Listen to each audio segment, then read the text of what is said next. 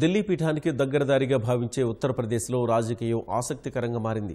ఎన్నికల్లో సత్తా చాటేందుకు అధికార భాజపా, విపక్ష ఎస్పీ, బీఎస్పీ కూటమి సర్వసన్నద్దం కాగా దీటుగా ఎదుర్కొనేందుకు కాంగ్రెస్ ప్రియాంకాస్త్రాన్ని ప్రయోగిస్తోంది. యూపీలో హస్తం పార్టీని విజయపథంలో నడపడమే లక్ష్యంగా చర్యలు ప్రారంభించిన ప్రియాంక విభిన్న రీతిలో ప్రచారానికి సిద్దమయ్యారు. యాదవేతర వర్గాల్ని ఆకర్షించడమే ధ్యేయంగా గంగాయాత్ర పేరుతో పవిత్ర గంగా నదీ తీరం నుంచి మోటారు బోట్లో ప్రచారం చేపట్టనున్నారు.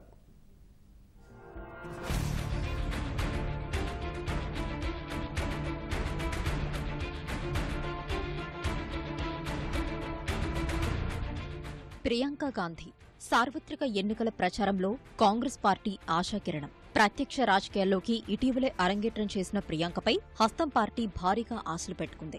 ముఖ్యంగా ఢిల్లీ పీఠానికి దగ్గరదారిగా భావించే ఉత్తరప్రదేశ్లో ప్రియాంక తమను విజయ తీరాలకు చేరుస్తుందని ఆ పార్టీ విశ్వసిస్తోంది. 1984 లోక్సభ ఎన్నికల్లో యూపీలోని 2 సీట్లు మినహా అన్ని చోట్ల గెలుపొందిన కాంగ్రెస్ 2014 ఎన్నికల్లో మాత్రం కేవలం 2 స్థానాలకే పరిమితమైంది. మోదీ ప్రభంజనంలో ఎస్పీ, బీఎస్పీ సహా కాంగ్రెస్ సైతం దారుణంగా దెబ్బతింది. ఈసారి ఎలాగైనా సత్తా చాటాలనే లక్ష్యంతో చర్యలు చేపట్టిన హస్తం పార్టీ తూర్పు ఉత్తరప్రదేశ్ బాధ్యతలను ప్రియాంకకు కట్టబెట్టింది.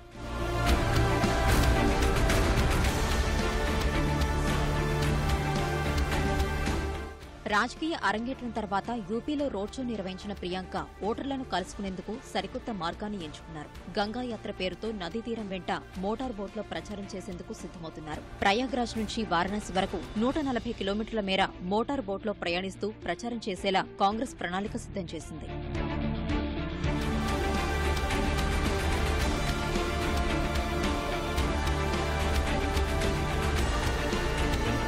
నదీ మార్గం గుండా ప్రచారం ద్వారా యాదవేతరులైన కుష్వాహా, శాక్య, కచహార్, కేవాత్, మల్లా, నిషాద్, కశ్యప్, మౌర్య, రాజ్భార్ కులాల ప్రజలను కలిసే అవకాశం ఉంటుందని ప్రియాంక భావిస్తున్నారు. యూపీలో 55% పైగా ఉన్న బీసీలు ఒక్కో ఎన్నికల్లో ఒక్కో రకమైన తీర్పునిచ్చారు. బీసీ జనాభాలో 20% ఉన్న యాదవులు, అహిర్లు, గ్వాలాలు సమాజ్వాదీ పార్టీతో ఉండగా 7.5% ఉన్న కుర్మీలు, పటేల్ సామాజిక వర్గ ప్రజలు 2014-2017 ఎన్నికల్లో భాజపా వైపు మొగ్గు చూపారు. ఈ నేపథ్యంలో దళితులు, ఓబీసీ వర్గాలు సహా యాదవేతర వర్గాలను ఆకర్షించేందుకు ప్రియాంక ప్రయత్నిస్తున్నారు.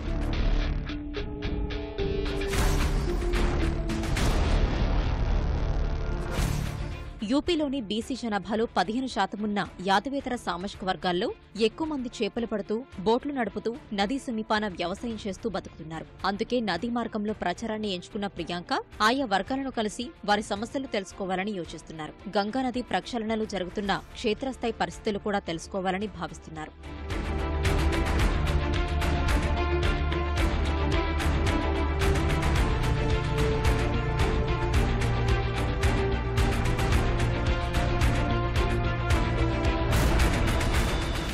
తూర్పు యూపీ ఇన్ఛార్జిగా ప్రియాంక గాంధీని నియమించడం వెనుక పలు రాజకీయ వ్యూహాలున్నట్లు విశ్లేషకులు పేర్కొంటున్నారు. రాజధాని లక్నో ఉన్న ప్రాంతాన్ని అవధ్గా, తూర్పు యూపీని పూర్వాంచల్గా, మధ్యప్రదేశ్లో సరిహద్దులు కలిగిన ప్రాంతాన్ని బుందేల్ఖండ్గా, ఢిల్లీ, హర్యానాలతో సరిహద్దులు కలిగిన ప్రాంతాన్ని పశ్చిమ యూపీగా వ్యవహరిస్తారు. పూర్వాంచల్, బుందేల్ఖండ్లు అన్ని విధాలుగా వెనకబడి ఉన్న ప్రాంతాలు కాగా వీటిలో ఆధిక్యం సాధించడం ద్వారా మెజారిటీ స్థానాలు కైవసం చేసుకోవచ్చని కాంగ్రెస్ పార్టీ భావిస్తోంది. అందులో భాగంగానే ప్రియాంక గాంధీని రంగంలోకి దింపినట్లు విశ్లేషకులు అంచనా వేస్తున్నారు.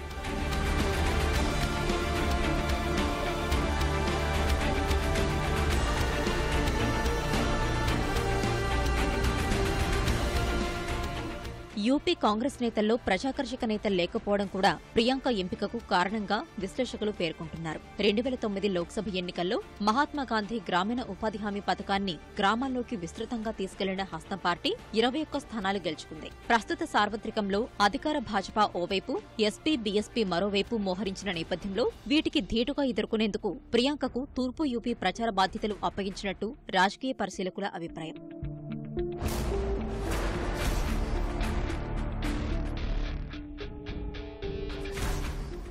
ప్రియాంక ప్రచారం ద్వారా గతంలో తమ ఓటు బ్యాంకుగా ఉన్న వర్గాలను సైతం తిరిగి ఆకర్షించాలని కాంగ్రెస్ భావిస్తోంది. గత ఎన్నికల్లో బ్రాహ్మణులు, ఠాకూర్లు భాజపా వైపు మళ్లగా ఎస్సీలు బీఎస్పీ, ముస్లింలు సమాజ్వాదీ పార్టీకి సానుకూలంగా మారారు. ప్రియాంక రాకతో ఇన్నాళ్లుగా పార్టీకి దూరమైన వర్గాలు మళ్లీ దగ్గరకు వస్తాయని కాంగ్రెస్ శ్రేణులు ఆశిస్తున్నాయి. సీఎం యోగి ఆదిత్యనాథ్, కేంద్ర మంత్రి మనోజ్ సిన్హా, భాజపా రాష్ట్ర అధ్యక్షుడు మహేంద్రనాథ్ పాండే ప్రాతినిధ్యం వహిస్తున్న పూర్వాంచల్లోనూ పార్టీ బలోపేతమవుతుందని కాంగ్రెస్ విశ్వసిస్తోంది. మహిళా ఓటర్లు ప్రజలు సైతం తమకే పట్టం కడతారనే ఆశాభావంతో ఉంది. త్రిముఖ పోటీ నెలకొన్న యూపీలో కాంగ్రెస్ వదిలిన ప్రియాంకాస్త్రం ఏ మేరకు ఫలితాలు సాధిస్తుందో చూడాలి.